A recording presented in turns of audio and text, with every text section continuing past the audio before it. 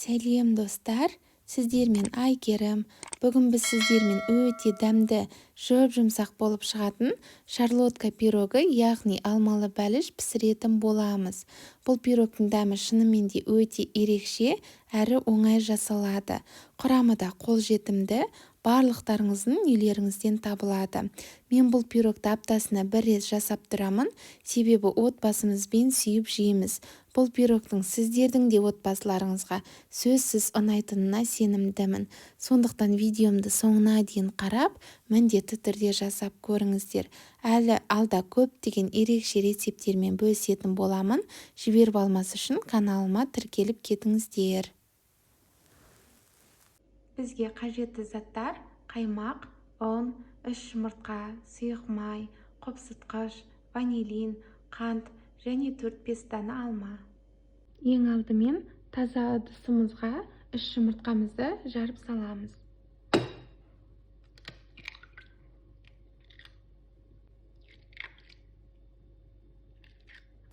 Шым-шым тұз саламыз. Қантымыз саламыз. Қантымыз ерігенше жақсылап миксерлейтін боламыз.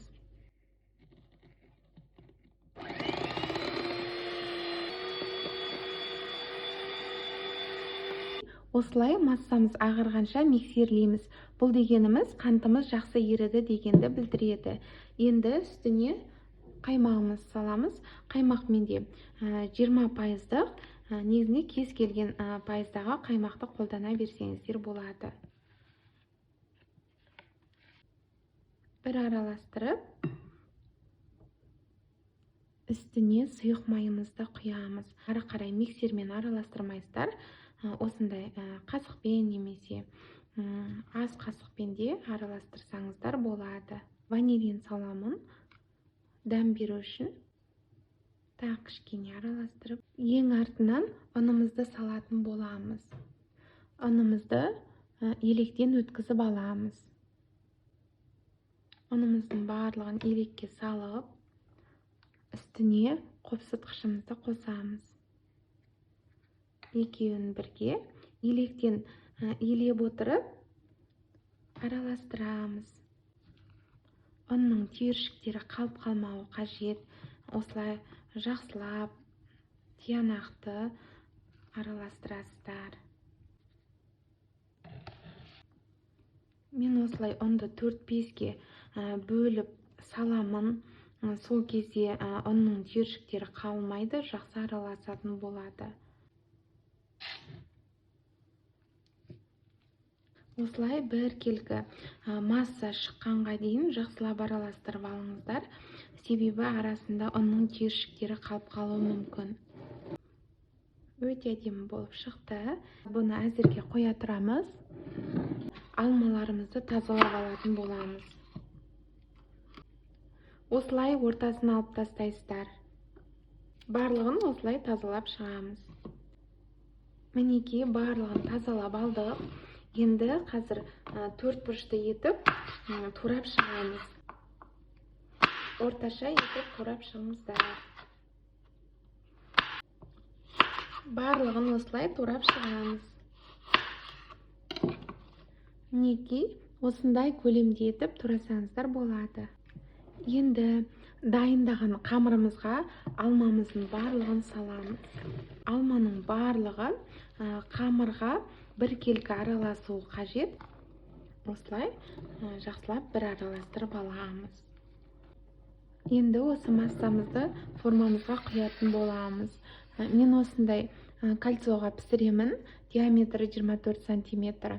Асты ашық болғандықтан астына пешіміздің табағын қойдым. Енді осының астына пергамент қағазын төсемін. Пирогымыз жабысып қалмас үшін әрі алуға өте ыңғайлы.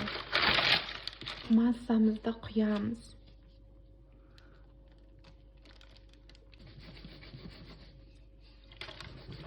Осылай тегістесек те болады. Мінекей дайын. Енді осының үстіне алмаларды кесіп, роза жасайтын боламыз. Ортасын алып тастайсыздар.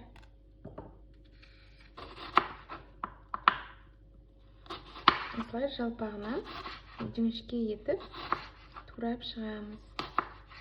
Турап алған алмаларымызбен осылай бетіне тұрғызып, айналдыра қадап роза жасап шығатын боламыз. Бұл міндетті емес, бірақ осылай жасасаңыздар пирогымыз өте әдемі болып шығады. Немесе алмаларымызды бетіне жатқызып қойып шықсаңыздар да болады. Барлығы өз қалаларыңыз бойынша.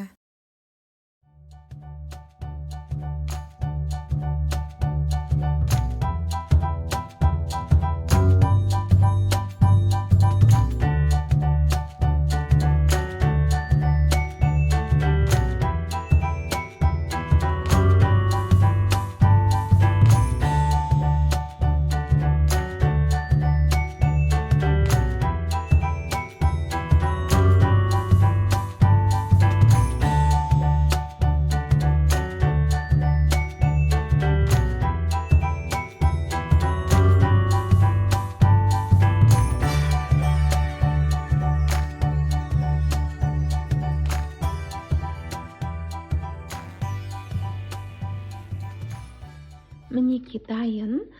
Бетіне қойғанға қызыл алма болғанда тіптен әдемі болып шығатын еді. Бірақ сары алмамен де әдемі көрініп тұр. Енді осыны қызып тұрған пешімізде 180 градуста 60 минуттай пісіретін боламыз. Арасында ашып қарап тұрсаңыздар болады. Мінеки алмалы бәлішіміз пісті, өте дәмді болып шықты. Піскен соң бірден формадан шығармайсыздар, суытып бірақ шығарасыздар. Мен сіздерге көрсету үшін формадан шығарып, кесіп дайындап қойдым. Бетіне де қант ұнтағын септім, өте әдемі болып шықты. Сіздер де осылай жасап көріңіздер. Көріп тұрғандарыңыздай ортасының барлығы толық піскен, әрі жақсы көтерілді. Ас болсын.